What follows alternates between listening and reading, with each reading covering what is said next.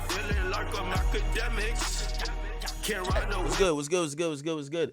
Today's show day chat. I'm only streaming for a couple hours, but we gonna get through some of this shit. I'm so sorry. I'm gonna have to leave y'all in the afternoon to go do the show, but we gonna get through at least the top of Cassie's testimony. Today's a day. I wish today was tomorrow, low key, that I could have nothing for the show day and be able to cover this Cassie shit all day. Anyway, wait, what am I looking for? Where my Red Bulls at? Yeah, I ain't got no coffee this morning. I'm gonna get coffee when I'm done streaming. Okay, yo, tell me why I got up listening to motherfucking Dej Loaf today, yo. And I realized Dej Loaf was on that Kanye shit, man. She said, I really hate niggas. I'm a Nazi. I remember Dej Loaf. Whatever happened to her? I don't know why I woke up listening to some Dej Loaf.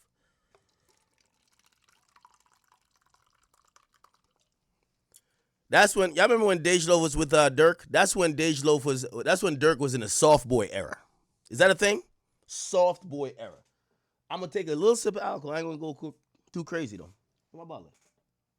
I think it's upstairs. What the fuck? It's all good. All right, chat. Welcome. We are getting right into it. I believe everybody's in court. They're actually addressing Diddy's lawyers right now. The judge is addressing Diddy's lawyers, so we're going to get off to the races pretty quick. It appears that Diddy's lawyers, all 9 of them, worked all night, kind of like I did, till 3 o'clock to come up with a bunch of excerpts and exhibits, because what they're planning to do is to go at Cassie's head. They're trying to take her cranium off, okay? Now, apparently they dumped 400 exhibits that they plan to use. So remember I told y'all, Cassie gonna be on the stand. She might give labor on the stand. She might go into labor on the stand, right? We kind of came to the understanding last night. Yo, the most likely reason why she is the third witness in a case scheduled for 8 weeks. She testified and took the stand in day 2, or day 3, actually. Day 2, actually. She took the stand in day 2. The only thing that makes sense is that if they wait towards the end of the trial, she might go into labor. We're hearing that she's probably 8 months pregnant. She could go any day, right? And I'm guessing maybe any week. So they want to get her early, that everything could be finished with her, that she don't got to come back. Okay? Now, there is times that sometimes a witness do got to come back. But, you know, they at least want to get her direct cross, redirect, and also recross. Okay, so let's kind of start this off. But what I'm telling you about the 400 exhibits, they're going to meticulously sit there and comb through a lot of shit with Cassie, right? All right, bet. I'm going to play my man's vlog before he starts, and then we already are in court with some of the stuff. I don't think Cassie has walked out yet, but they're arguing about, you know, the AUSA is tight at Diddy's lawyer saying, yo, what's up? You can't keep dumping 400 pages of like exhibits on me the morning of. Like, what the hell are we doing? Like, you got to give me some notice. And Diddy's lawyers are saying, how the hell could we give you notice? Y'all went yesterday with Cassie. We are preparing our defense. We stayed up overnight, came up with 400 things that we need her to respond to, and we gave it to y'all this morning. There's no other time we could have gave it to you, right? Because we're reactionary. We're the defense, okay? Here's my man. Okay, here we are. Matthew Russell Lee, Inner City Press, here in the Southern District of New York Courthouse. Today, Thursday, May 15th, 2025, we're covering the Sean Combs trial. It's misty out here, but we're going in early. Why? Because after yesterday, the direct examination of Cassie Ventura ended. There could have been cross-examination. It was only 4 o'clock, but they got into it. It's not my birthday yet, chat. The birthday is on the 17th. My birthday's on the 17th, so my birthday's in 2 days. A big dispute about what the and I'm turning 30. Cross-examination can include. Can it include prior sexual acts? It involved Mr. Mark Agnifilo, lead counsel for Sean Combs, saying, if you were just going to say, are you effing somebody, that's not about an act. It's just a colloquial way that people say, are you cheating on me? And jealousy is a big part of the defense. The prosecutors and lawyers for the victims, including Douglas Wigdor, who was on the scene, said, no, you cannot ask about these prior acts. And there's a specific federal rule of evidence about it. Okay, so that's why they were getting to the federal rule of evidence. Douglas Wigdor, who's on the scene, I have an interesting question. I'll pose to some whatever litigator that's actually there, or if we ever get the inside scoop. Remember, we got the confirmation. Cassie got $20 million. So remember, she wanted 30, files a lawsuit, she gets 20, right? I would think how these usually work, the lawyer get like 30 to 40%. Okay? I think in this case, he probably got 30%. 30% of $20 million, that's $6 million. That's a heist. That's a heist. Now, I have to believe he's not charging her to be at this trial. Keep in mind, he got the settlement already, so he's good. But I guarantee, you just got her the bag. You want to make sure the bag is still secured. So now she's going through this. I guarantee he's showing up right here. It's not necessarily pro bono, but I think he's using that $6 million. Like, I'm gonna just use that as payment. So her civil attorney is showing up. I don't know if it's for emotional support, even though supposedly she's the dude is offering some legal support to Cassie. And I gotta imagine the 6 M's he pocketed. So the way it goes, Cassie would get 14 M's. He gets 16. He gets 6 M's, okay? When all these lawyers, the ambulance chasing ones, even the ones that don't, I don't think Douglas Wigdor is an ambulance chasing lawyer, they all want their 30 to 40%. That's why they're going dumb hard, okay?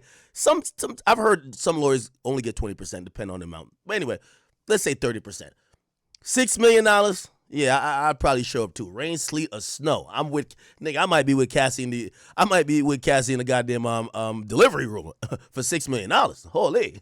So it's all very interesting. The problem with it is that they're saying it can only be resolved in the robing room out of the public view. So we're heading in to cover, I guess, from the outside but we will be definitely covering the cross-examination in some detail. There's a lot of things going on. We put them up.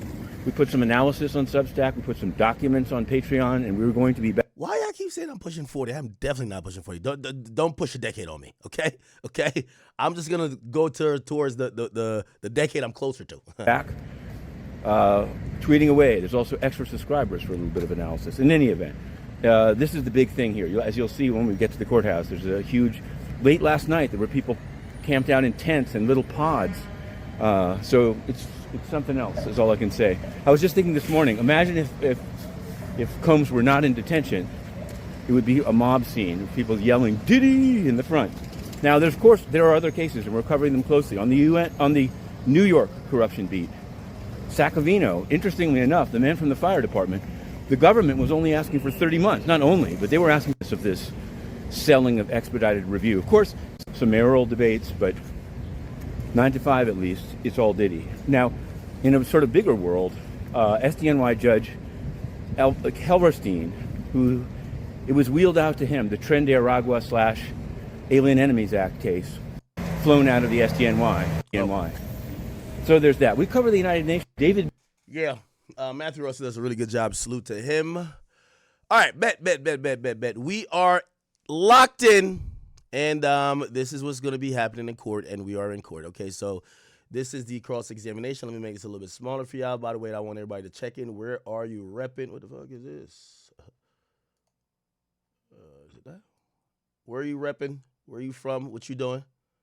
Shout out to all my truck drivers, man. This is hopefully y'all niggas not in traffic, man. I fucking hate traffic. Anyway, cool. Let's see. All right, so this is before the cross-examination. They're just handling some really, they got to handle these matters before you bring in the witness, and of course, then the jury. Says, so Cassie's lawyer, Douglas Wigdor, I told y'all, listen, at minimum, let me even take that money down, right? At minimum, he got $4 million. That's 20%. Like, no lawyer is going to represent you in a possible legal proceeding unless you're just paying them flat out, and keep in mind, Cassie was broke. So Cassie was broke is a joke. And I'm pretty sure they probably looked at Cassie and said, yo, if you asking for 30, we don't even want to pay up front. Just give us a percentage of what we get for you because we about to go at this nigga. Okay? So let's say even 20%. That's $4 million. So 20% would be 4.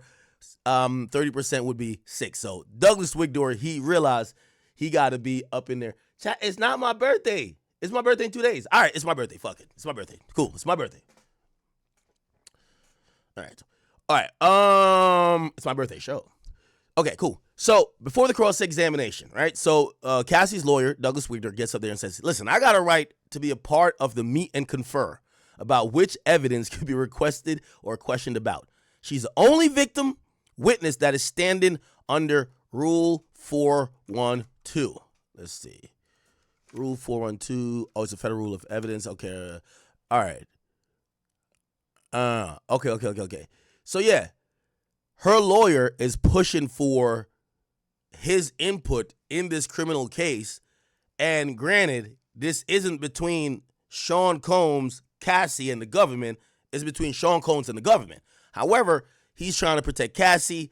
Honestly, I keep telling you, I think there's a bunch of things that haven't been brought to light. And as much as we're hearing embarrassing things about Cassie, I do think they have made sure, I think AUSA alike, and also her lawyer is making sure that certain things probably still don't get out of there. I know you think everything's being bore all, but I don't think that's the case at all.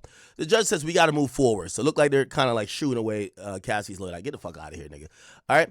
Any other issues, Ms. Slavic? And this is the AUSA. It says, as we noted in our email to the court early this morning, and it says, no, judicial documents are not put out in the public document. It says, we might get a sign from Miss Estavo who will cross. Okay, so now we figure out who will cross. So Miss Estavo, let's Google her again. Diddy Estavo. So this is a woman who is going to be Estavo. Am I saying the name wrong? Probably, right? Let's see. So I want to Google the lawyer that's going to be doing this heavy lifting. Anna Estavo. By the way, she's from a New York firm, Harris. Oh, I don't know. That looks like some Russian last name. Let me just Google her real quick. Anna Estavo. This is her right here, chat. This is her. I mean, it's fitting. You're going against 6 white women. You get your own white woman. Fuck it. You got to get your own white woman to combat the white, man. It's milk on milk violence, man. Milk of magnesia, or it could be almond milk. I don't give a damn. Diddy probably said, Brian Steele, you chill. You're a pit bull. Mark Agnifilo, you said I got a baby off from Costco. You shut up too. And probably looked at, he has a black attorney and says, hell no. Hell no. You look like the nigga who I used to bring in the room to fuck Cassie. You seen the guy. You seen the sketch of the porn star, right? Philip? He's a bald guy now. Got like a little, hammerhead. Pause. Extra pause on that. But he's like 40s. He's in his 40s now.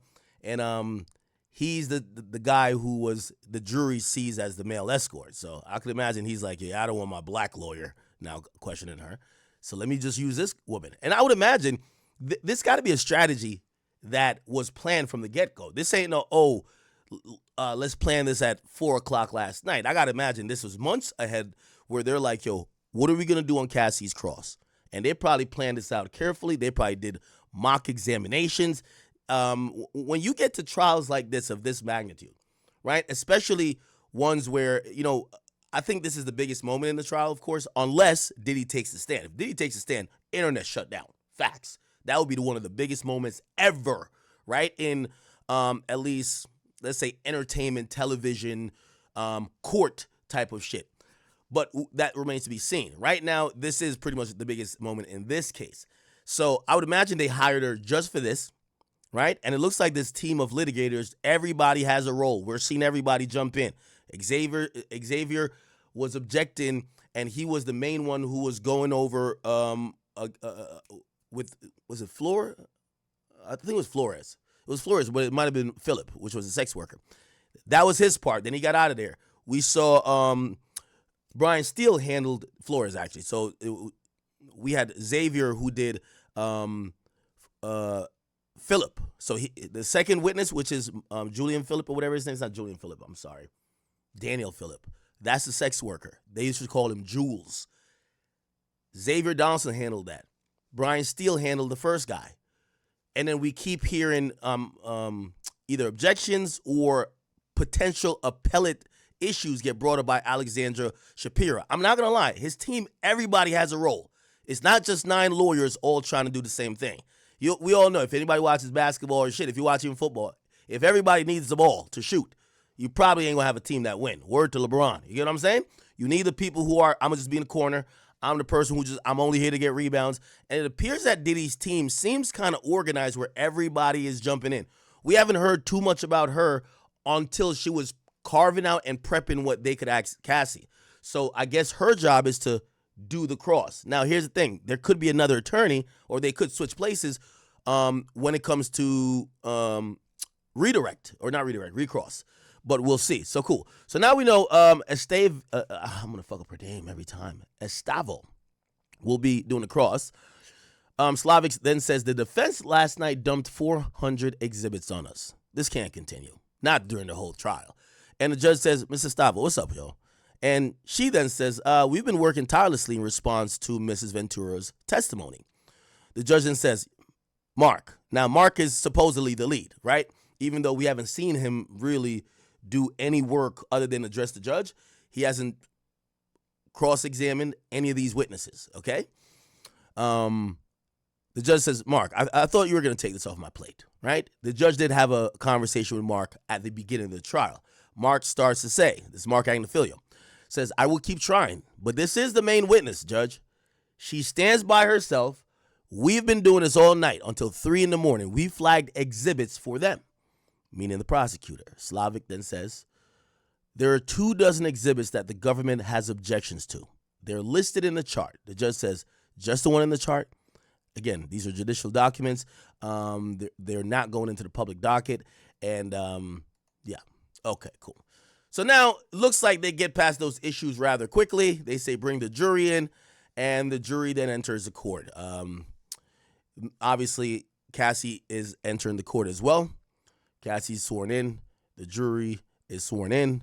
And basically, they're beginning. So this is the start of Cassie being cross-examined. So it's like they say, Miss Ventura, did you love Diddy? She said, I did. They said, for 11 years, did you take care of him? She said, in some ways. Estavo then says, did you call him larger than life? She then says, I did. Okay. All right. Now, again, we're going to be waiting about 2 to 3 minutes between every update. At times, he's able to type. I don't know how he's able to type this in court. We learned yesterday that they're taking your phones when you walk in the court. So when you walk in the court, they're taking your phones.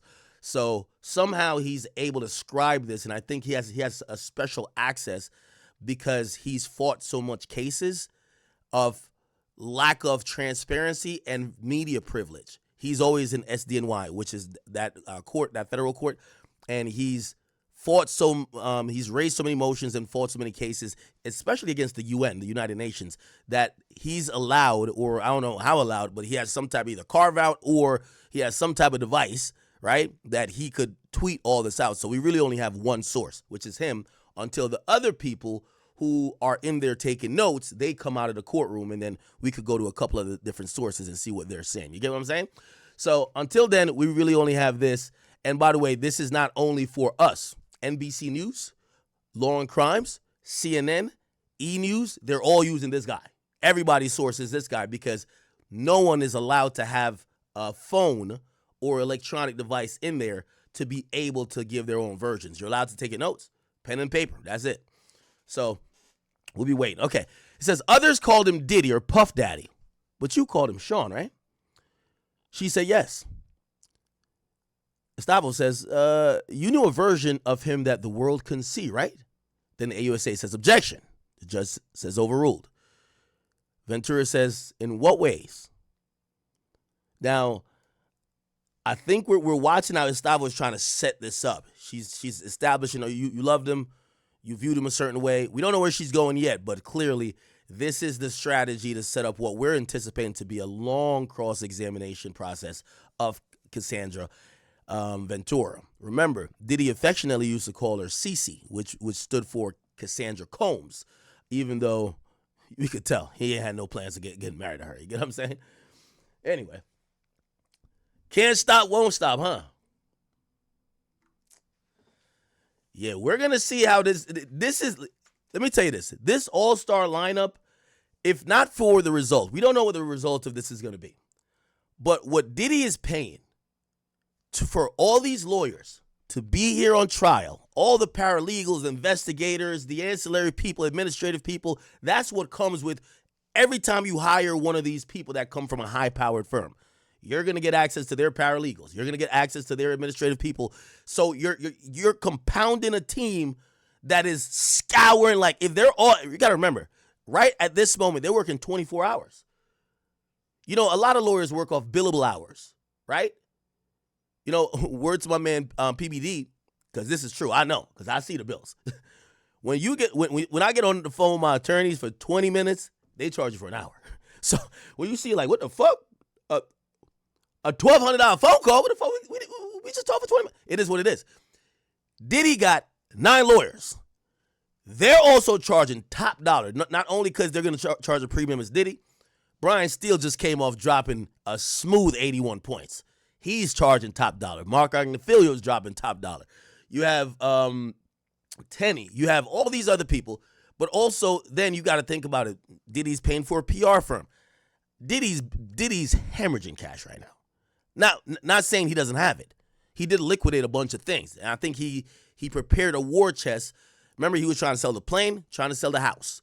He also got a new mortgage. He refinanced, so he took some equity out to get liquid that he could start paying some bills because he knew there ain't no more Ciroc or there's no more Diageo deal. The music industry shit still pays him, but yo, you might need some excess of cash to shut some people up, to do whatever. And trust me, there's investigators out the ass. There's lawyers out the ass. I would imagine this trial is probably costing him, gotta be I gotta imagine $100K a day. This is gonna be this is gonna be really one of those. If you ask me, this is just. I know I paid to. I have good lawyers. They're like top tier, but these are not only top tier. They're celebrity lawyers. They're what you call super lawyers. So then you got to put that rate, put it plus another rate. Yes, I'm pocket watching how much Diddy's spending. Yes, it's a lot. So anyway. And what I was saying is that they're working through the clock. They're working 24 hours, right? They're telling you we work till 3 a.m. Estavo says, you kept coming back to him for 11 years, didn't you? Cassie says, I wouldn't say coming back. That's going to be interesting, chat. Was she voluntarily returning, or was Diddy forcing her to come back? That's going to be important. Estavo says, you believed. He loved you too, didn't you? Ventura says, yes, I did believe he loved me too. Stavo then says, so when he cheated on you, did it hurt? Ventura says, not every time. Interesting answer. Not every time. Chat, you get where they're kind of going with this? They're kind of going with, I feel like the trajectory right now is, Cassie, stop the fucking bullshitting. You know you voluntarily kept coming back to this shit. You had many chances to leave. You had many chances to get out. You even admitted you dated other people. You could have ran away. You could have went to the police. You could have did all these things. This whole idea that you were scared of him, or you were scared that he might do something to you in Kid Cudi, so you went back to him. That don't make no goddamn sense. You was loving that lifestyle, wasn't you? Keep it 100. That's what they're trying to get to. Now, you got to let the woman do it. Can't let a pit bull like YSL Steel handle that, right? Cool. Here we go. Estavo says, bring up this defense. Exhibit, and they're bringing up an exhibit now. The AUSA says, objection, which we're going to hear a lot. Because remember, you have to enter some of these things in evidence, and they're not in evidence. And remember, there's 400 new exhibits that supposedly the defense wanted to do. The judge says that's true. That's not in evidence. So because it's not in evidence, they could have her refer to it, but they can't put it up on the screen for the jury to see. It says, Miss Ventura, just read it to yourself. Why did you send this message? She says to let him know I was going to dinner. Okay? All right. We're going to see, Chad.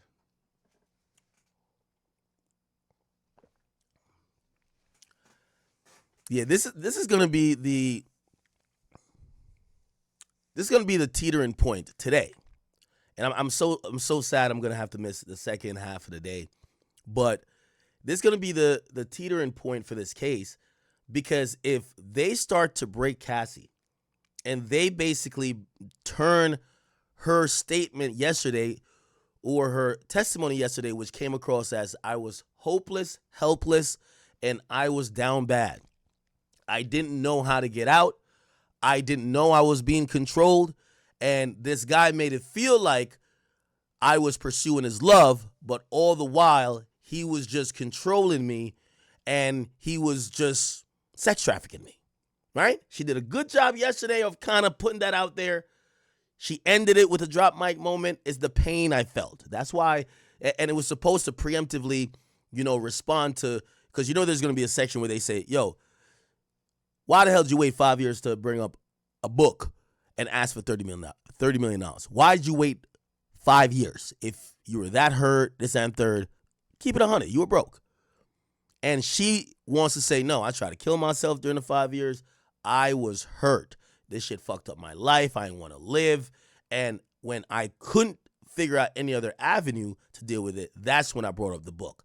The fact that I got $20 million later and I did sue, it just kind of happened. But none of this is driven by the fact that I'm not with him anymore and I'm not in that lifestyle and I might have some monetary needs. It's all because I was a victim and my life is ruined forever because Diddy had dozens, actually, well, she said hundreds of instances, but we don't know, at least dozens of men ejaculating on her and peeing on her. Okay? So let's see. Right. It says, what was going on in these messages? What was going on when these messages were sent? She says, I'm not sure. Gustavo says, what was going on in your relationship then? She said it was early. We were loving. Gustavo says, I offer it. AUSA says, objection. Being offered for the truth. The judge actually rules with Gustavo, saying overruled. Now, this is going to be a whole back and forth game the whole time. I wouldn't be surprised if in the next 20 or 30 minutes, the judge is going to call a sidebar because what's happening is that they're showing Cassie a bunch of text messages. Remember, they got all the messages. Both sides got all the messages. They picked out new messages. So they had messages that they wanted to bring up. So those were entered into evidence. They found more messages last night, and they're showing them pictures of the messages, or it might be photos or whatever. And because it's not in evidence, the AUSA is gonna say, "Nah, y'all ain't putting that on the screen for the jury to see." Hell no. And the judge agrees. Okay, it's not in evidence, but there's a loop, there's a go around. You could show it to her, and if she doesn't repeat what's on there, right?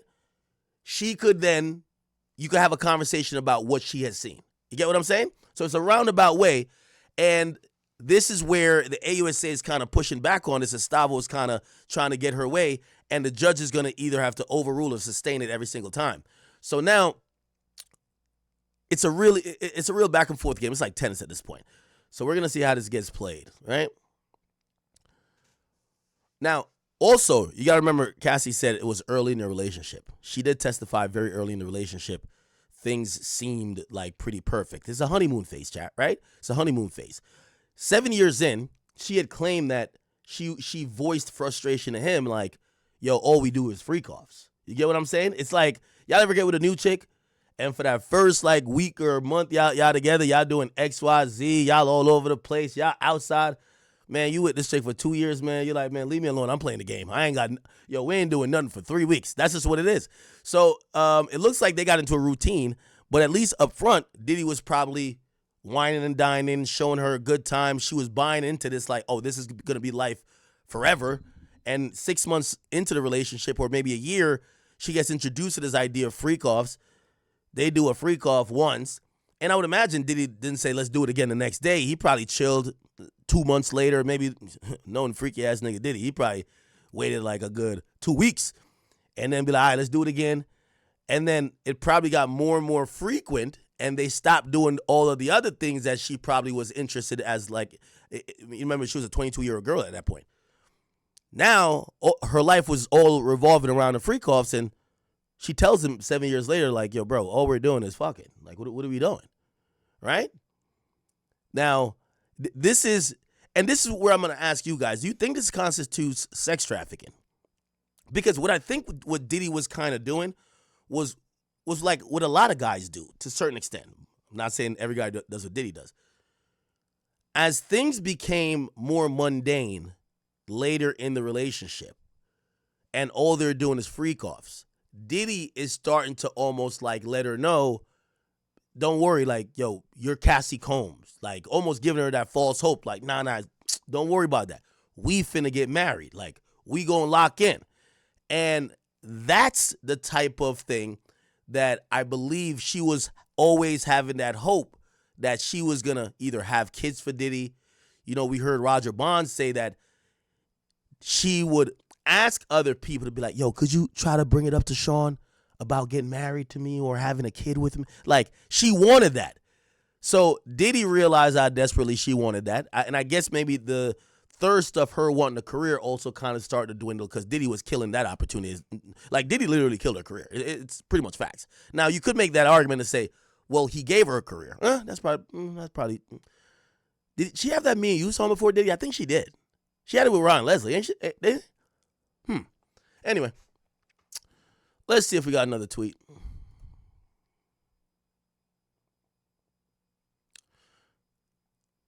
So what I took from it was early, we were loving, is that she was like, that's a honeymoon phase, right? Gustavo says, could you please read? Ventura says, I wrote, I love you. Smiley face, I'll fly anywhere for you. I love you, Cass. Now, this is a good strategy to start out. How you claim you're getting sex trafficked. You didn't want to go to these places. You didn't want to do any type of freak offs. You were doing it against your will. But you're sending him messages saying, I love you. I'll fly anywhere for you. I love you. Now, again, there's still a way to look at this like, hey, she's being coerced. Even though she says this, she's saying this under duress. But whatever. I'll digress on that point. Let's keep it going. Gustavo establishes that this is a 2009 email. And AUSA says, objection. Hearsay. The judge says, Gustavo, ask more questions, please. Again, you're going to keep hearing these objections.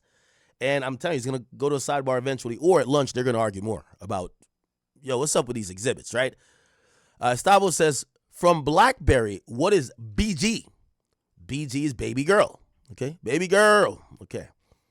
All right. One thing, and y'all tell me if this is game or maybe this was an attempt at control and manipulation. You let me know. Diddy would have these nicknames for her, and Diddy required her to call him these affectionate nicknames as well. For example, he would call her Cece. He would call her baby girl. She had to call him Pop Pop. Is that game or is that a sort of control?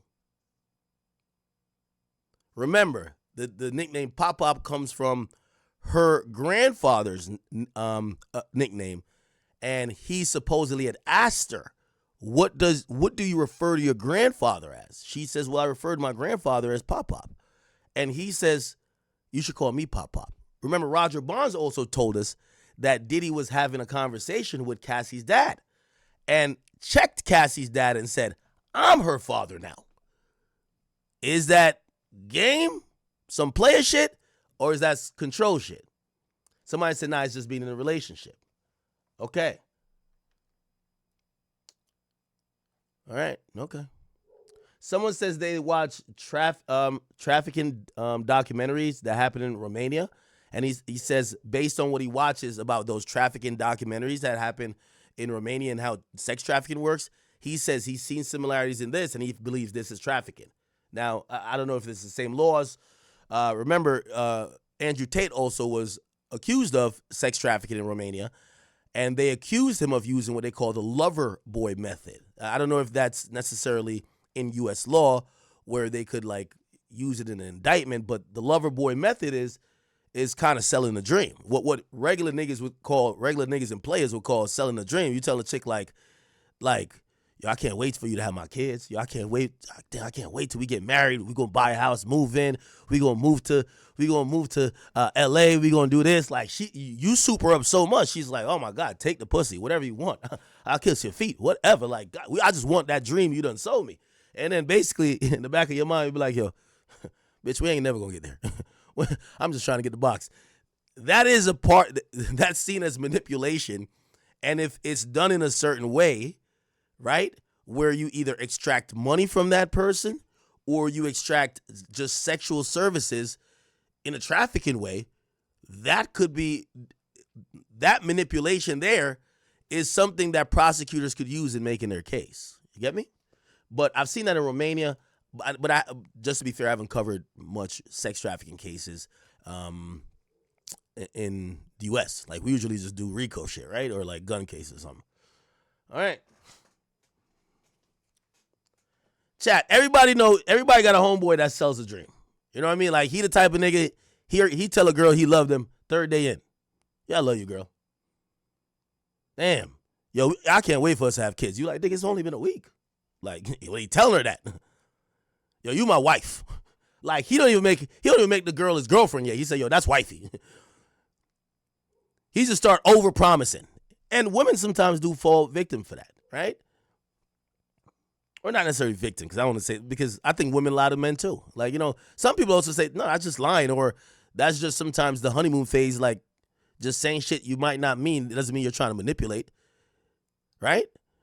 It's like you ever been in the middle of sex and say some shit you absolutely don't mean? And as soon as you get that post-nut clarity, if Shorty brings it up again, you're like, what? All right, we're waiting for the next tweet here, people. Okay.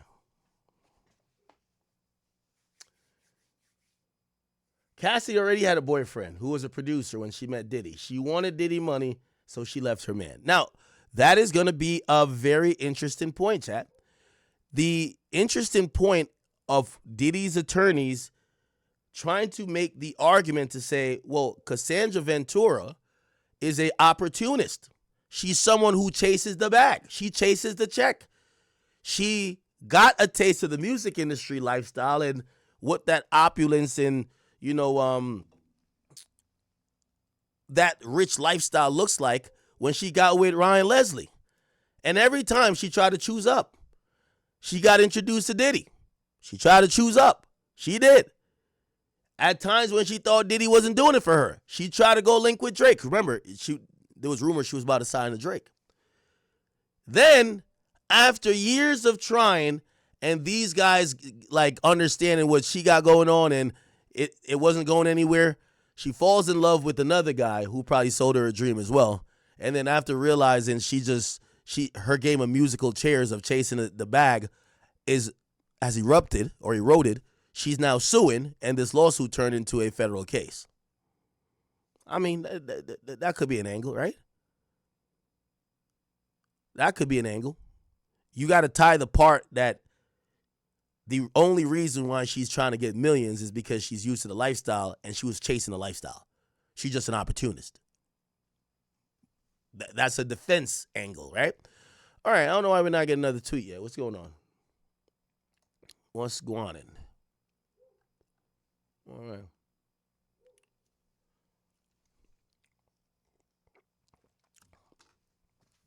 Somebody say, yeah, F this Me Too shit, man.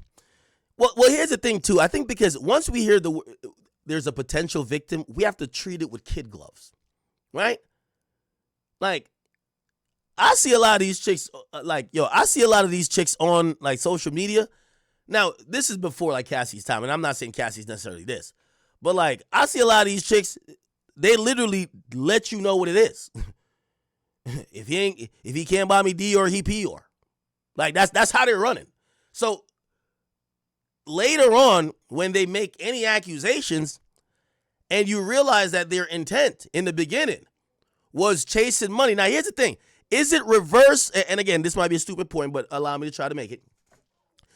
If we're going to say that Diddy manipulated her by using her career and money over her head, right? And opportunities over her head to get whatever freaky desires fulfilled from this woman, is it also safe to say that this woman used the idea of, oh, I'm just looking for love, but in reality, she was looking for the bag?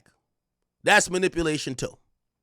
Now, granted, she is testifying that she loved him, but still, a lot of these guys who got the money, they just want a chick who's going to be loyal and love them and do whatever they want, right? That's what they're looking for.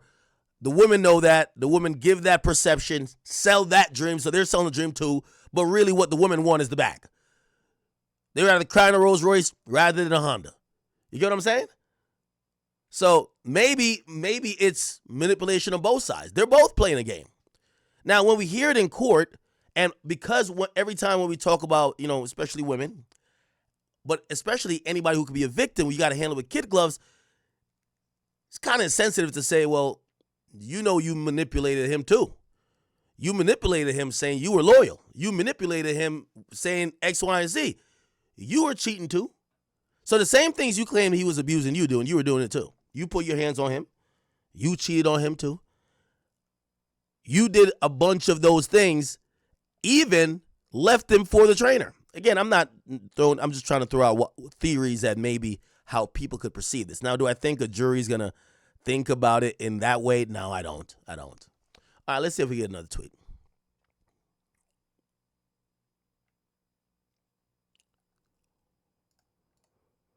Huh. Yeah, give me a second. Yeah, we haven't gotten a tweet in 10 minutes. Not too sure why. Okay, we just got one. Cool. Gustavo says, what did you write? Ventura says, are you hungry, Pop Pop? Is that weird to y'all? I guess you would. It's like when Kanye says, call me sir. I'm like, what the fuck? Ventura says, so Cassie says, you hungry, Pop Pop? That's the name for her grandfather, but she says that to Diddy. Gustavo says, and Mr. Combs wrote to you, we are so in love, we don't do anything else. Huh. How long has y'all been seeing each other? Now, maybe they were talking about sex or I don't know, but supposedly Diddy says, we're so in love, we don't do anything else. Ventura says this was 2.5 years into the relationship. So it's kind of establishing this pattern that, primarily, all you and Diddy did was fuck. Like, I get this whole manipulation shit, but you admitted that the early stage of the relationship, it was loving. You admitted that this was supposedly the time that the quote-unquote abuse ain't start. And Diddy's telling you, and you're calling him Pop Pop, he's buttering you up, but he's even telling you then, because later on, she does complain about it. She complains that all we do is fuck. All we do is freak offs. It looks like they're trying to establish that Diddy's saying to her, we are so in love, we don't do anything else. Like maybe they in bed or they just fucked or whatever. So I guess they're trying to tell her or establish, from day one, all Diddy was doing was fucking you. That's all he wanted to do with you. Fuck. And you were down with it. You were down with it in the beginning. And then at some point you switched up, but you had chances to leave. How did you get trafficked when you could have left? Remember, they started out the question by saying, you kept coming back. Then they said, okay, when was this in the relationship? It says early, we were loving. Okay, so y'all were loving, it wasn't abuse, bet. But it's early. In 2009, you said, I'll fly anywhere for you. This is 2009. That's what she said, I'll fly anywhere for you. Cassie's saying they were loving then. So you said you would fly anywhere for him because you love him so much. He's telling you, damn, all we do is fuck. He's not complaining, but he's like, damn, we're so in love. That's kind of all we're doing. Like, you know what I mean? Like, we don't do anything else. I don't think, let me put that in context. He's basically saying, we just been fucking a lot, right? Because we're so in love, we don't really do anything else. And so how long y'all been seeing each other then? For 2.5 years. So I think they're trying to establish, like, there was no drastic shift from how Diddy first met her to what it ended up being. And Cassie had the opportunity to leave, but she didn't want to leave because of the lifestyle. She was chasing a check. She was chasing a bag. Again, for people who are just tuning in, I'm reading Cassandra's Ventura's cross-examination. We're about like 20 minutes in. Please note, if you hear me giving a scenario, I am playing devil's advocate to a certain extent, and also this is the defense time. So I'm trying to put some, meaning to what we're seeing in tweets. The tweets sometimes are dry. I'm trying to put some meaning to it. how the defense is trying to get it to play, right? All right. Estavo says, please read this. And this is on 1364. I haven't talked to you at all. You don't even try. You rush me off the phone. I'm really hurt. I don't need your money. I need some attention. Estavo says, you wanted your special time with Mr. Combs. Ventura says yes. Okay. All right.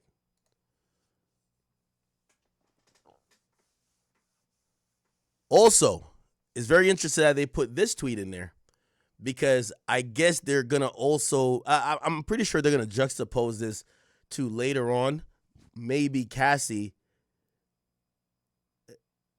They're establishing that Cassie initially says, I don't want money. I just want you.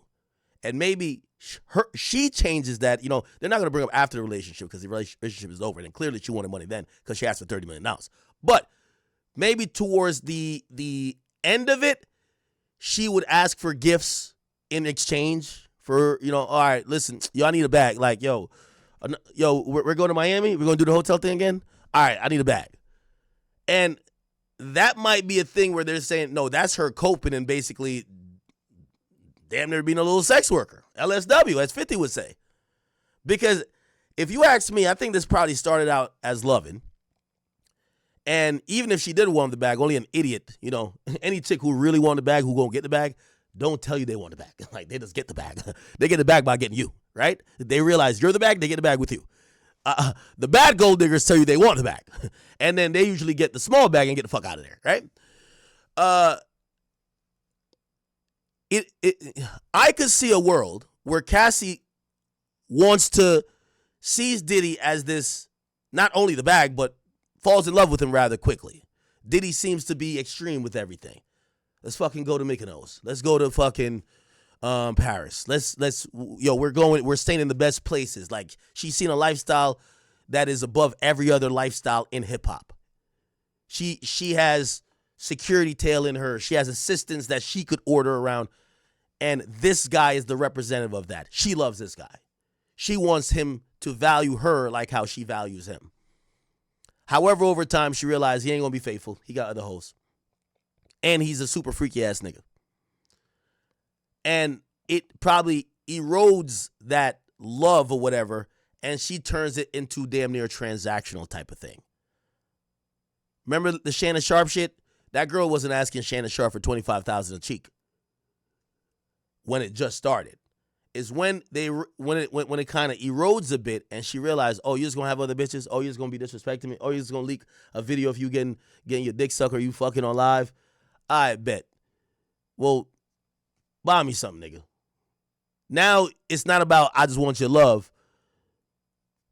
Whatever it is. Anyway, I might be reading too much into it and where this might go, but it is what it is. Okay, cool. All right, Chad. All right. So we are at. It's not 9:07. It's 10:07. I don't know why this is on Central Time. Okay.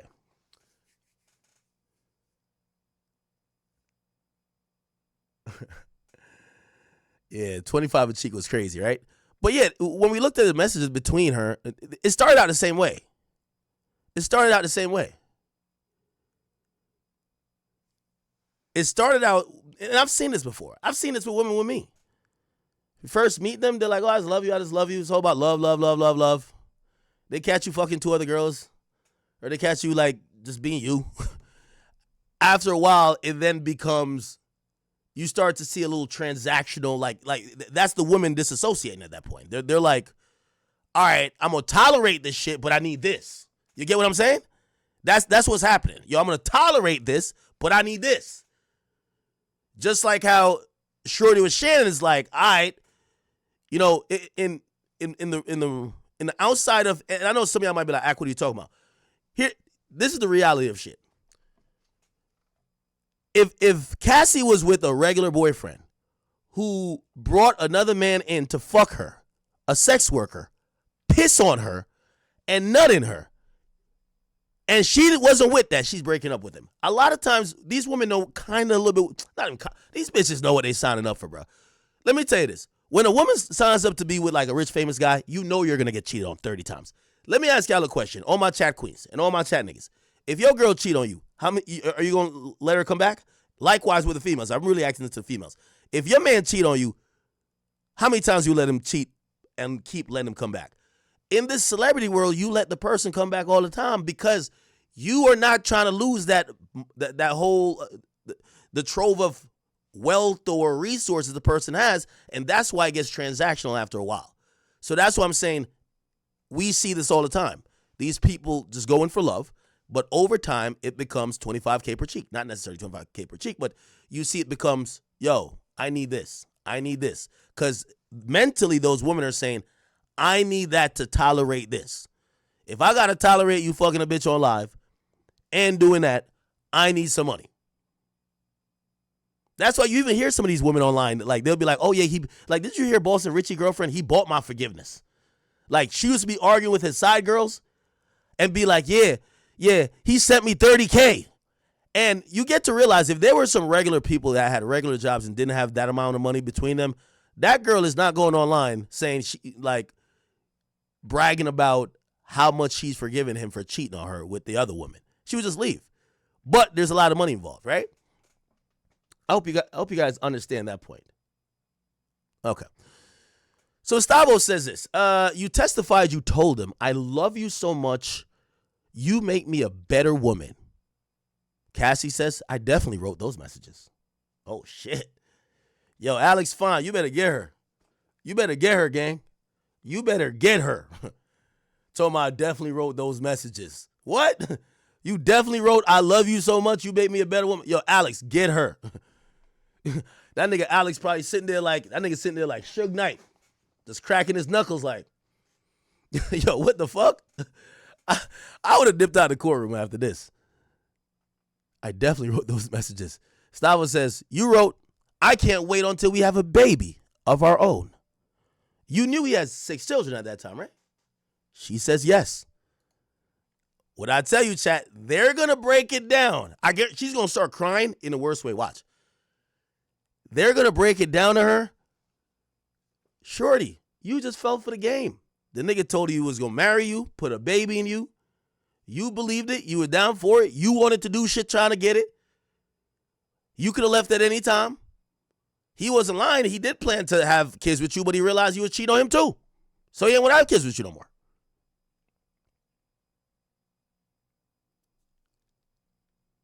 You testified, you told him, I love you so much, you make me a better woman. She said, I definitely wrote those messages. You wrote, I can't wait till we have a baby of our own. So you could tell early on, she is interested in his idea. And by the way, don't we see this a lot? Like, chat, let's break this down to the skin and bones. We're seeing a pattern here. Young pretty girl gets with super wealthy or rich celebrity. I hate to bring up the Shannon Sharp shit, but I have to. Okay? We hear this idea, and they're getting with men who already have families. Shannon Sharp has 2 grown-ass kids. I think even older than Shorty, I believe. But we all hear about these women who then yearn to have a family with those guys. The woman was telling Shannon, I want to have your big black baby.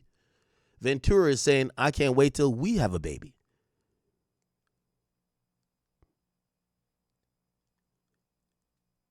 So we're seeing a little bit of parallels in how, remember, she's probably 22, 23 at the time.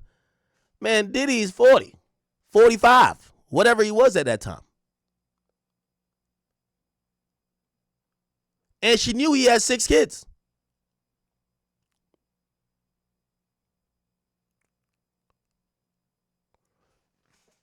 The pattern is these women get with a dude.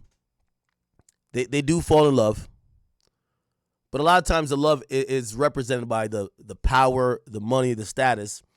You know, even if you want to call them a gold digger, you know, as I said, the stupid gold digger goes in and acts directly for the money. The smart one is going to have kids with you. They both of them are still gold diggers. One just knows you secure the bag with the child. You secure the bag with the child in the ring. That's the real bag secure. Really, the ring is no prenup. That's how you secure the bag. The dummy, the little stupid bitches on social media, they thought they secured the bag with a Chanel on they thing. Or, oh yeah, I'm driving a car. That shit can get repoed. So you see these women, they start talking or bringing up the idea of kids very early. Very early in the relationship. Diddy had 6 kids at the time. Kim Porter, I believe, was still alive. You think that Diddy was thinking about having kids with this woman who, I think we could kind of deduce, this was Diddy's fun girl. Fuck object. Or, as we learned pretty much yesterday or the day before, this was Diddy's beard, if you know that term. The person who could be the conduit and the middle person to hide his homoerotic desires. Diddy wanted semen. Cassie testified to that. She would scoop the semen out of her box and oil it into his nipples. Anyway, let's keep it going.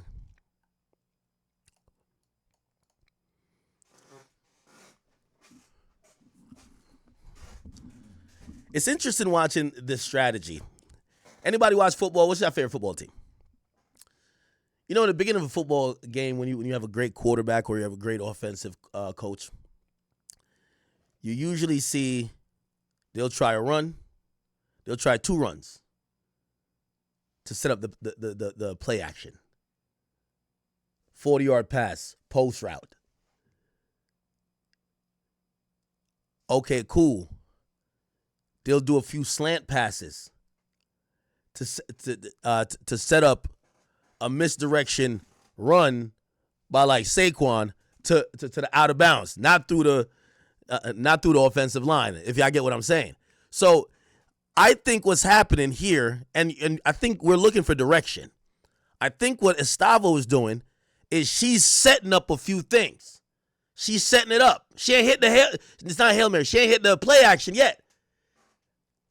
But the Patriots been down bad for a while.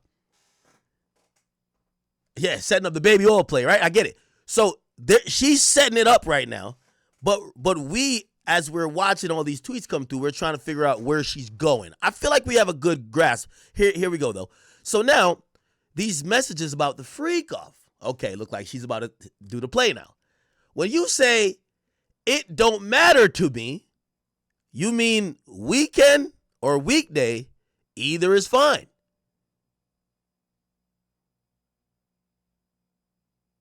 Oh, interesting. Ventura says that's what it says. So she's agreeing with the message. So it looked like there's a message about the freak off where she says, you know, it doesn't matter to me, Sean. You mean weekend or weekday, either is fine. She says that's what it says. Estavo says, Mr. Combs says, maybe we can call Jules. Can you do it? She says yes. All right, chat. It's about to happen now. It's about to happen. They're about to lock in on her ass. So what they set up initially was Cassie even bringing up the idea of family, kids. Cassie saying and volunteering the idea of, Diddy, I want to be with you so much, I'll fly anywhere for you. Cassie, who seemingly is saying, hey, anytime, anywhere, any day, I'll be there. Just bring the baby oil. She was down for the freak off whenever. Wait, what? Says timeout. Where they're getting these texts from. Everyone's devices were seized, and there were subpoenas sent out to phone companies. They have all the text messages between them. Last night, so what happens is you enter text or you enter exhibits into evidence that you plan to bring up in court. Last night, after Cassie got finished with her cross. No, not cross, her direct. They got out of court at 5. Diddy's defense team stayed up till 3 a.m. and came up with 400 more exhibits. We don't know if they're all texts, but these ones are texts. They're using these texts to counteract what she said yesterday. That's their goal. That's their first goal. And then they're going to go into their original plan of breaking her down. So these exhibits and text messages we're talking about, where you're saying where they're coming from, they've always been there. They pulled 400 more of them yesterday or last night or this morning, actually, at 3 a.m.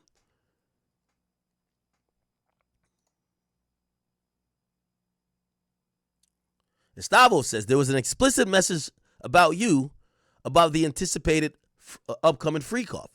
AUSA says objection. Now the AUSA is tight.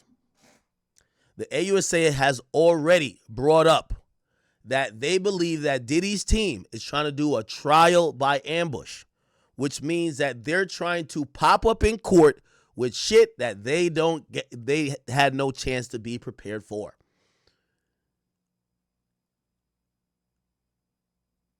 Someone said this trial might be better reading it. Well, if we could watch it, it would have been crazy. Watching it would be insane.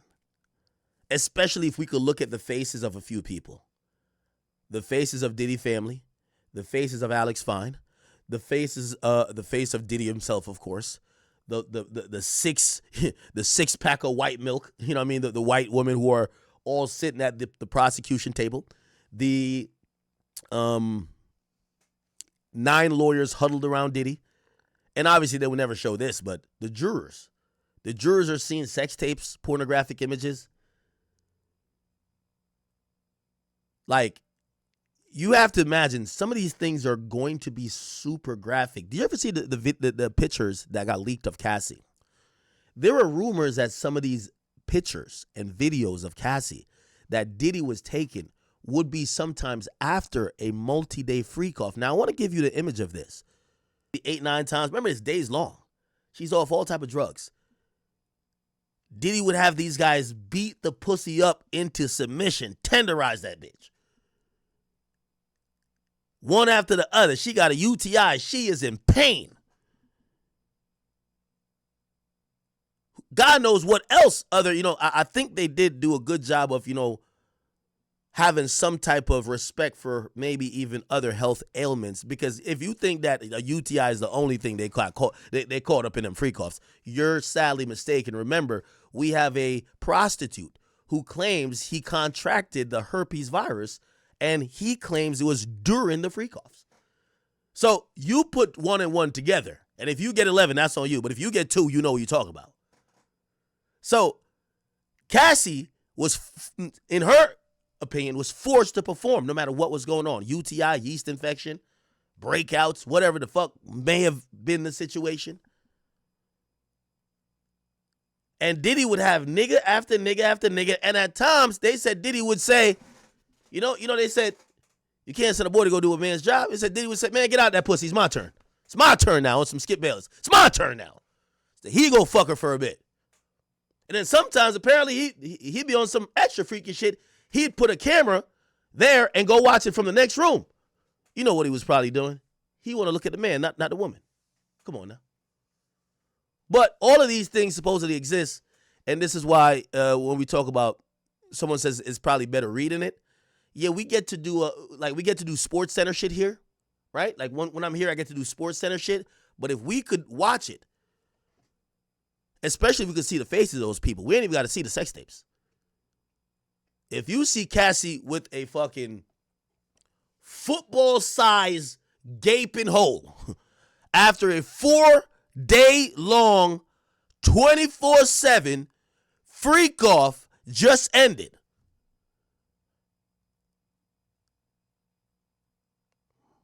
you might be like, damn, holy. Anyway. The judge says we're going to take a recess. I guarantee that recess is because, I keep telling you, they're objecting to everything. The AUSA feels like Diddy's lawyers are trying to ambush Cassie and ambush their case. Diddy has 9 lawyers, access to all the paralegals, and they came prepared. They came with 400 new shit today that they got from added on from yesterday. You know what Diddy's lawyers are saying to the AUSA? It's not like we went out and got this independently. You gave us this in discovery. You gave us, remember how voluminous the discovery was. Terabytes on terabytes of data. From security footage to not only that, but also gigabytes and gigabytes of just text messages. So there's a lot of text messages that won't get used. But now what they're going to do is they're going to go back and be like, oh, she did say this on a stand yesterday. Let's go find a message that correlates and it actually goes against what she just said. We're going to ask her about that. So they're going to come in every day. And I think the judges said, hey, listen, could you not show up every morning with like a bunch of new shit? They're telling the judge, how can we not? We're on defense. We're reacting to what was said yesterday. It's not like we're bringing some new shit that is just going to be us making our case. We're reacting to this witness and what they said. Now, granted, they shouldn't do it again for tomorrow, because tomorrow, whatever you had going into today, you should have for whatever the rest of the time she's on the stand. If they do it for tomorrow, the judge is going to scold them, I think. So they're taking a break. They're taking a break here, people.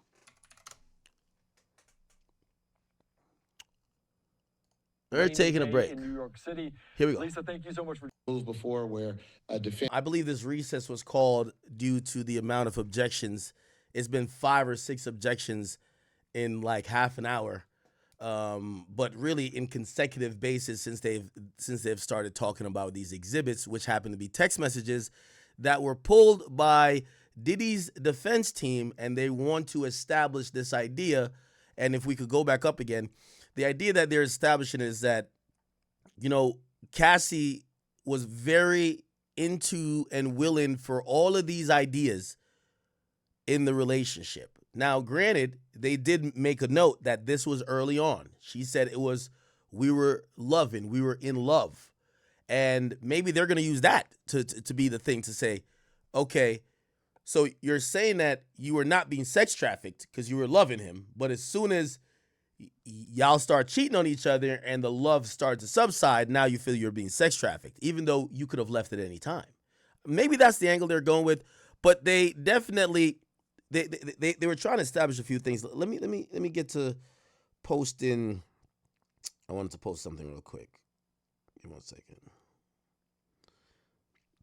I had no idea about this, by the way.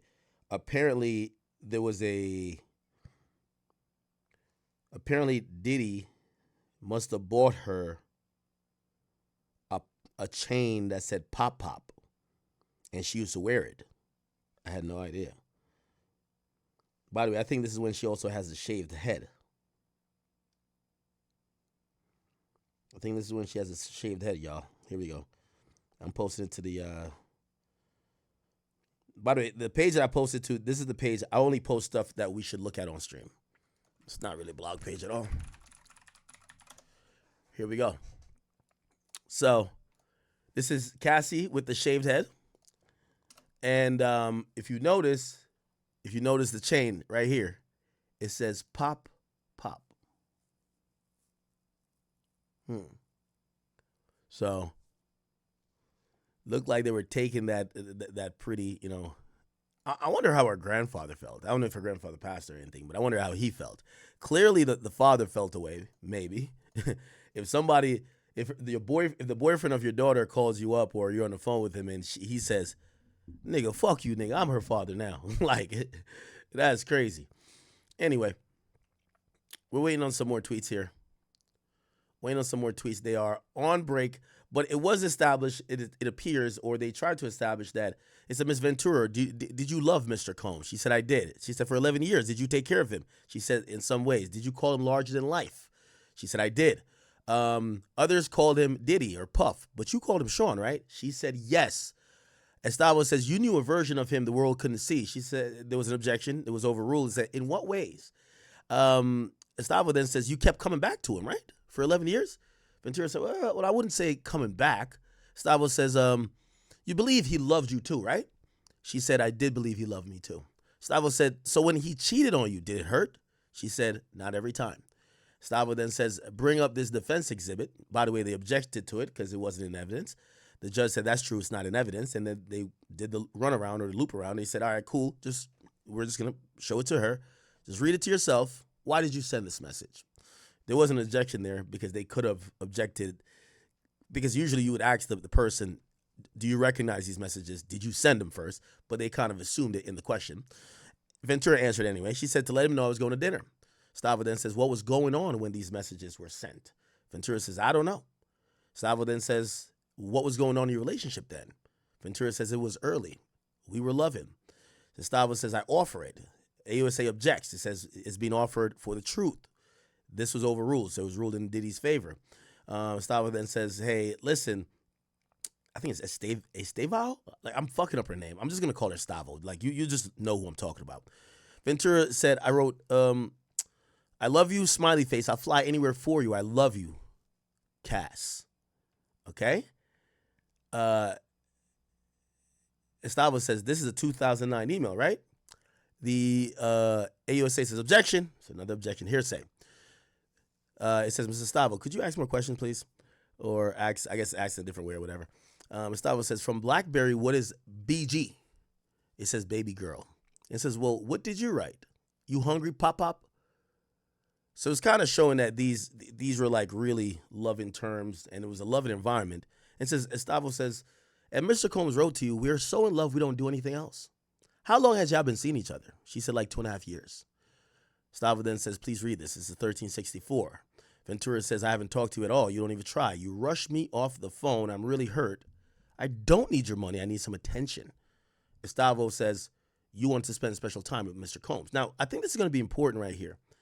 It seems that 2.5 years into the relationship was starting to also change. She was desperate to, not only you're going to hear her talk about wanting to have kids with him, she was desperate to try to get more of his time. So I think this might lead into the freak-offs and say, hey, listen, didn't you, out of your own sound mind and you wanting to do something extra? Because remember, she also admitted on the stand, right? So this is why I think they're piggybacking off of that. She admitted on the stand, on direct, she said, I did the freak-offs with him because I felt I had to. I felt if I didn't do it, he would do it with another girl. What they're also driving home here is that she was so desperate for attention, she probably would have done things that she may later say she didn't want to do. But did she do it because he forced her to do it? No. She did it because she wanted more access to him. She wanted to have some one-on-one time with him. By the way,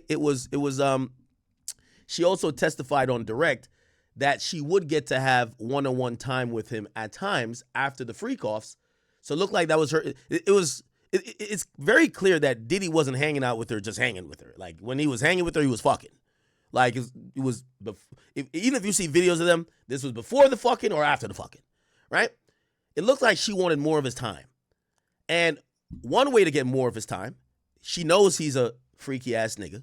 She's like, I'll get down with whatever the freak shit you're doing that we could spend more time. Because you got to imagine, he's probably saying, Sandra, yo, I got to go, like, I'm about to go do something else. She kind of knows, like, oh, he about to go fuck another bitch. I'm not going to be around. I want to be around him. So the defense is trying to say she put herself in that position or basically volunteered for these things because she sought his attention. He never forced her. I think that's a good defense. I ain't forced you. If put it like this, I don't know. I'm making up something crazy. I know I don't. The only thing I do is drink.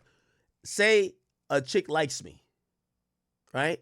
She really likes me. She wants to spend time with me. I'm a coke addict. I keep having to go A, B, and C to go to these coke sniffing parties. She don't do coke. She realizes she can't spend time with me because I'm always going to chase this high, and I'm a cokehead. She decides because she wants to be with me so much, nah, take me with you. Like, nah, I want to try it. Take me with you. I'm like, all right, I take her with me. We both go do coke. It becomes a thing. She realizes now she could tag along every time I go do coke. She becomes a cokehead. Did I make her a cokehead? Do you get what I'm saying? Did I make her a cokehead? That's going to be an interesting point of concern, I would imagine, for the jurors to determine. Okay, what is this? What is this? They're back. Mr. Stavo says, you may proceed. That's what the judge says. Stavo says, Ms. Ventura, this is from Combs to you. You respond with an explicit message, right? She says, yes. This is 2 days after the planning of a freak off, right? She says, yes. Okay. So they are back. This is 10:48 a.m. We're going to see where this goes.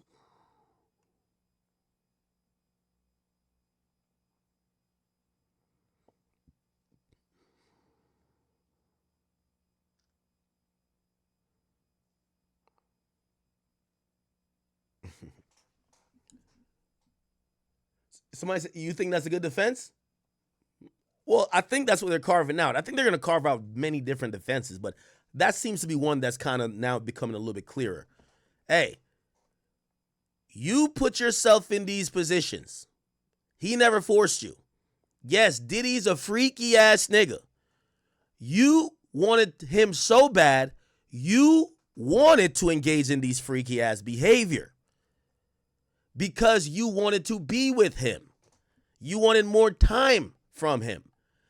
Again, this is going to be very important. Looked like he was either preoccupied by doing the freak offs without her, right? Look what it says. Look what it says. I haven't talked to you at all. You don't even try. You rush me off the phone. I'm really hurt. I don't need your money. I need some attention. She was desperately clinging on. This is 2.5 years into it. She's desperately clinging on to, I want you. I want to be around you. Well, if you're going to be around Diddy, that means you're going to be in the freak offs. Because that's what Diddy was trying to do. He was trying to get his rocks off.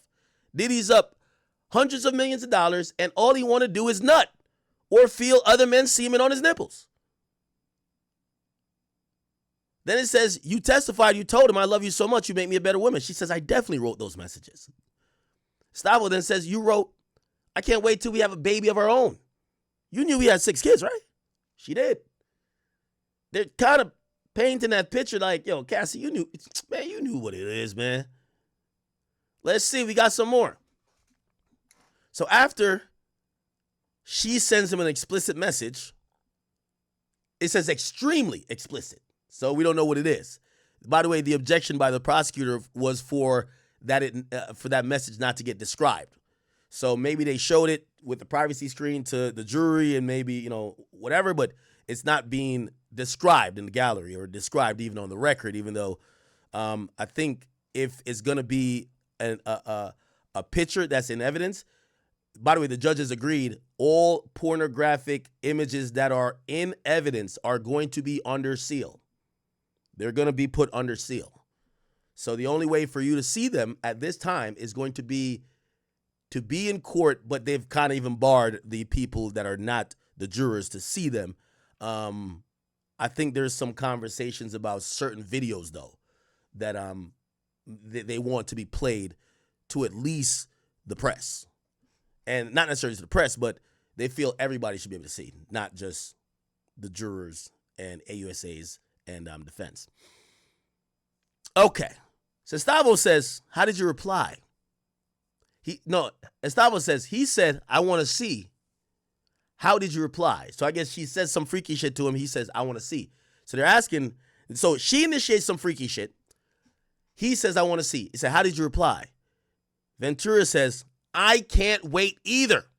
Estavo says, you wrote, I feel like I want to fuck, right? She says, that's what it says. Now, I'm going to be honest with you. That response there, and we've heard her say this twice now. Keep in mind, her responses when when it says something about love, she says, I definitely wrote those messages. They start saying things about, so you say you were down for the freak off weekend, weekday, Monday, Tuesday, Wednesday, Thursday. You were down for it anytime. She doesn't say, yeah, I definitely sent that. You know what she says? That's what it says. I think the jury is going to take note of that.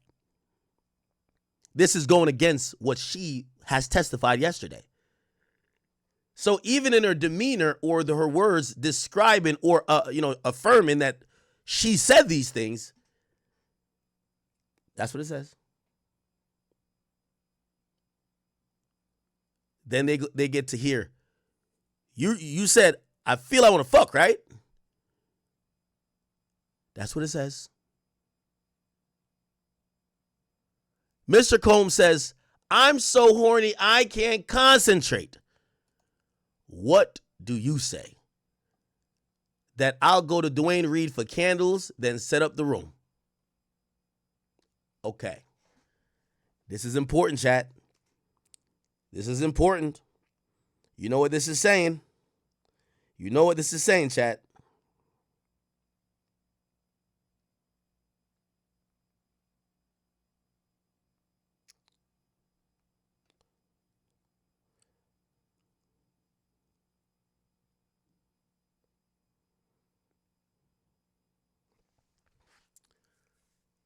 This is saying that when Diddy expressed to her that he was horny, she would take initiative to go and set up the freak off room. I'm going to go to Dwayne Reed for candles. I'm going to set the room up. Damn, this shit sounds like some Dexter shit. You ever watch Dexter? I've been binge watching Dexter over and over again recently. You know, he had a kill room. He would set up the kill room. You got to set up the freak off room. Candles, butt plug, Astroglide, baby oil. I wonder if they had like a little scoop for the semen that when, you know what I mean, Diddy needed to moisturize his nipples with it type shit. Estavo says, did you understand that he was going to take another video of you? AUSA says, objection, speculation. Says, Estavo, could you move on, please? Estavo says, did you ever ask? And be like, you ask, any pills on you? So it looked like she's asking for drugs. Now, keep in mind, this is going to be seen both ways, chat. It's going to be seen in the way of Cassandra Ventura. She testified already, I needed the drugs to numb myself.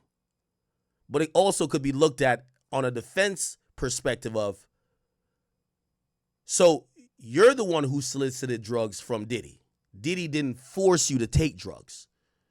Because the understanding is that she was so drugged up, she didn't, even her lawyer said it. Didn't we just hear her lawyer said it? That she was so drugged up. Let's go back to what her lawyer said, chat. Wigder, he says she was so drugged up that she couldn't really do nothing. But now Diddy's lawyers is proving, you requested the drugs. Diddy ain't give you the drugs. You asked for them. Box to what's going on there in the coming weeks, but she's. I'm not going to give a date, but that's Cassie's lawyers. You can see in court, she's very pregnant. She's about to give birth, but she's holding up strong. I mean, having to recount what happened during those 10 years and beyond, and talking about her contemplation of suicide. Really just very powerful. What do you think really is the part that got her? Seemed like she really talked about their love. She really started to break down about how he just wasn't giving her what she needed, and she really felt that they were in love. I think really just she was numb from the drugs that she was taking. She was numb from the drugs she was taking. That's their disposition. She felt stuck. She was addicted. She was numb from the drugs she was taking. But now Diddy's lawyers are proving, you're asking him to go get the drugs. Yo, you got any pills on you? You're asking him for drugs. Now, again, I'm pretty sure on redirect, the prosecutors are going to flip it to say, didn't you need the drugs? And who first introduced you to the drugs? Remember, she kind of testified about it before, saying, oh, well, Sean had me tried. It don't seem like she was doing all of those drugs before. She probably did some drugs. Here we go. Estavio says, what pills were you taking then? She says, opiates. Estavio says, you deleted videos on your device, right? She says, yes. Estavio says, well, what do you write? Cassie says that I need to feel this. This is my husband, the only one who will see this side of me.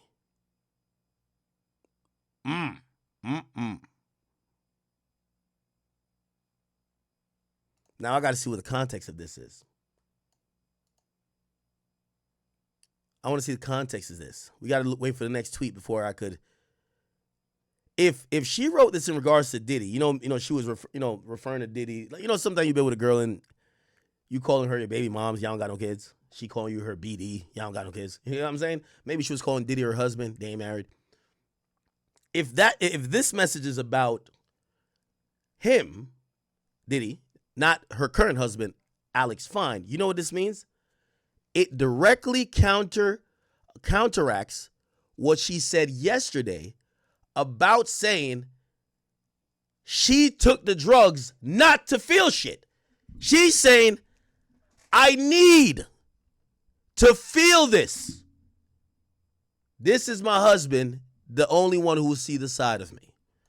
So I don't know if that's what they're trying to say. It looked like it would counteract what she said directly, because she says she took drugs not to feel. Looked like she may have told Diddy she wants to feel shit. And apparently some of these drugs, like, for example, ones of euphoric nature, like I believe MDMA or Molly or whatever they call it, that allows you to feel a lot of things even more. I hear that she even testified that with Molly, like, you could feel everything much more. So if she was trying to numb herself, why the hell would she be asking for the drugs to feel more? You know you done fucked up, right? Yo, the lawyers is coming. They're coming for her right now. Is Molly an opiate or ecstasy?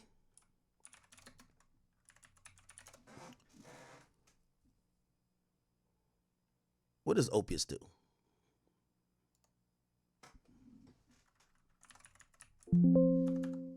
What is an opiate, bro?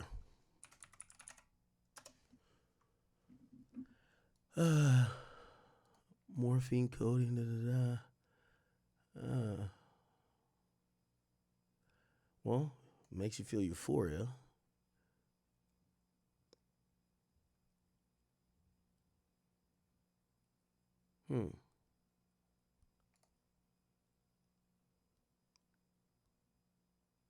Perks, those are opiates?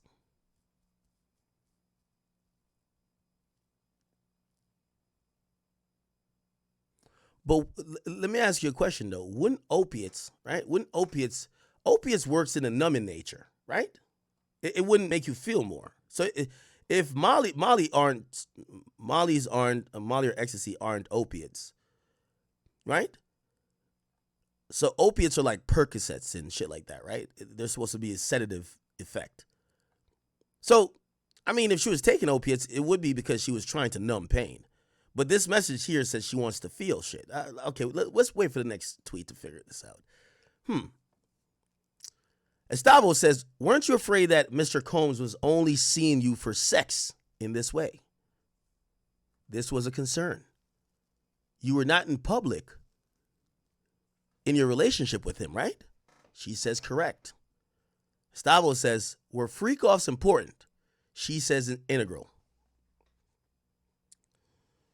Yo, Cassie's gonna cry when they basically paint the picture to her that she, like, for years, she was fooled thinking she was gonna be his next wife and also be his baby mama when all she was a sneaky link. Trust me, that will tear a woman's soul apart. Yo, you ever call a chick a side? I love trolling girls like this. They be telling me about they dude. They be like, yeah, I don't know. I'm like, yo, I hate to break it to you. You that nigga side chick.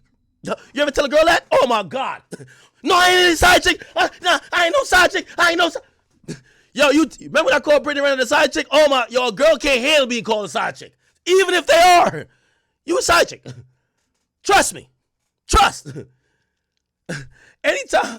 Listen, I'm the worst type, but this is why, first of all, I don't try to have no girls that's just my friends. I'm trying to fuck. So let's not try to be friends like that. Anyway, you come over here and tell me about your man, this and third, you got all type of problem. I'm going to troll the shit out of you. You're a side chick. When you tell a girl that, her soul explodes. What? No, I ain't no side chick. I ain't no side chick. I was the only girl. He be with me all day. He ain't had no time to be fucking no other bitches. He texts me all day. He talks to me all day. No, you're his side chick. Guarantee he had another bitch. He got another girl. I'm sorry. The prosecutors are eloquently explaining to Cassie, you was never the main. You were a sneaky link. Yeah, he might be territorial over you, but you not his man. You a sneaky link. He wasn't public with you. The most important shit in y'all situation was freak offs, and he's having other niggas fuck you. You a little sneaky link, man.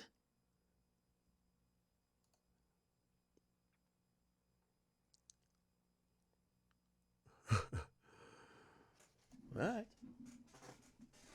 I mean, side chicks do be winning, but women all have that main character syndrome. Like, no woman wants to admit their side chick to another woman being the main chick. It makes them feel lesser than. But a lot of times, the majority of women are side chicks. You know what I mean? Ain't nothing wrong with a side chick.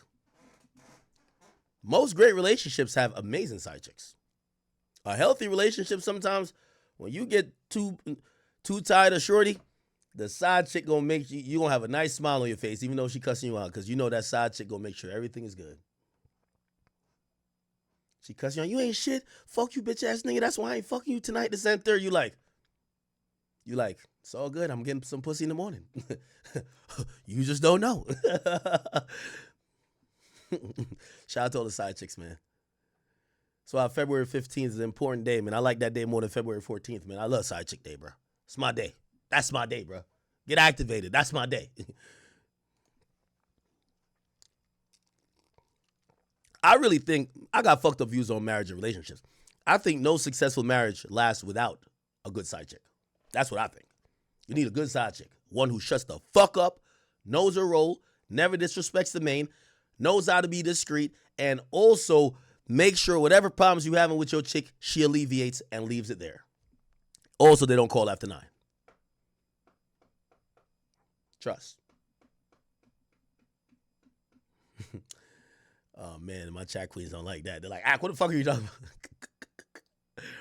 Gustavo says, who was at your 21st birthday party in Las Vegas? Ventura says, Britney Spears, Dallas, Austin. Gustavo says, how did you get them there? Well, they came for Sean. Gustavo says, you're very beautiful and charming.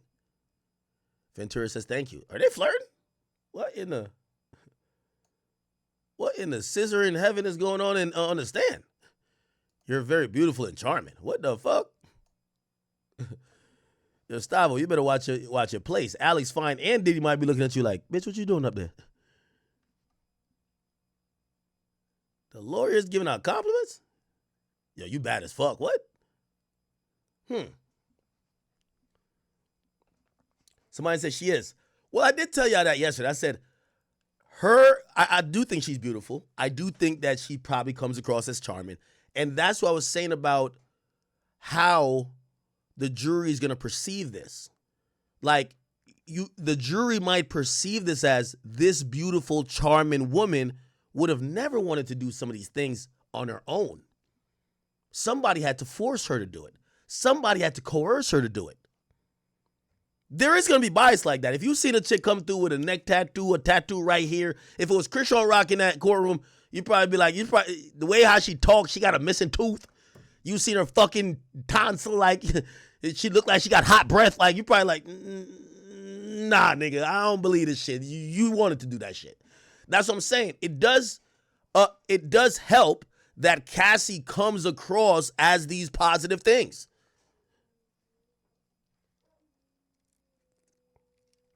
Trini said, I need a wife who could cook something and stop eating body pollutants. Trini, what could you cook? Your name is Trini, so I don't know if you're from Trinidad. I do need a Trinidad. Hey, what could you cook, man? Let me know.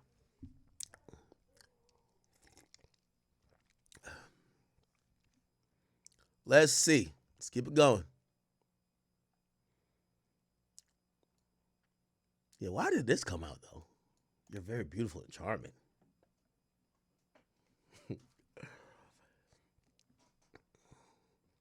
Chat, I ain't gonna lie to you.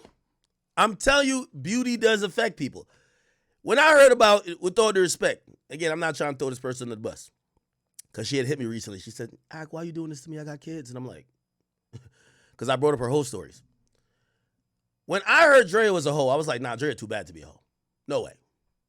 And that's why when she said I deleted my wholeness, I would never, under normal circumstances, agree that wholeness could be deleted. But for Drea, I seen Drea in person, drop dead gorgeous. I deleted her shit too. she deleted it, and I cleared the recycle bin. It was gone. Yes, I'm sorry. I got to be honest. Yes, beauty does make people look at you like it's beauty is a sign of pureness. Femininity, being charming, that makes people like, no, this person could never do those things, whether it's crimes or whatever. It's true. It does affect how people look at you.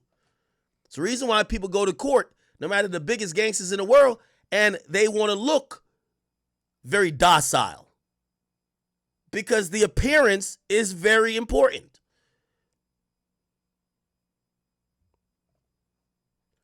Play the Cassie official girl music video. I don't know if I could play the sounds from it. Let's see, Cassie official girl. Let's see. Okay, you gotta give me a timestamp, girl. Or dude, whoever who's sent that. Am I supposed to see something? Oh, this is that Bugatti that Wayne had. Whatever happened to the Bugattis? What am I looking for here? Let me look in the comments.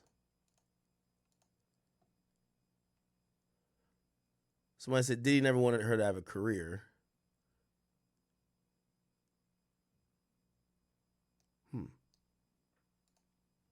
Okay, let's try to get the next tweet. Gustavo says, who's Tommy Mottola? Ventura says, a well-known producer. Gustavo says, were you an up-and-coming star? She says, I guess you could say that. Gustavo says, after you signed with Bad Boys, were things still platonic? She says, yes. Gustavo says, did you have a rough performance? She says, 106 in Park, it didn't go that well for me. Let's see.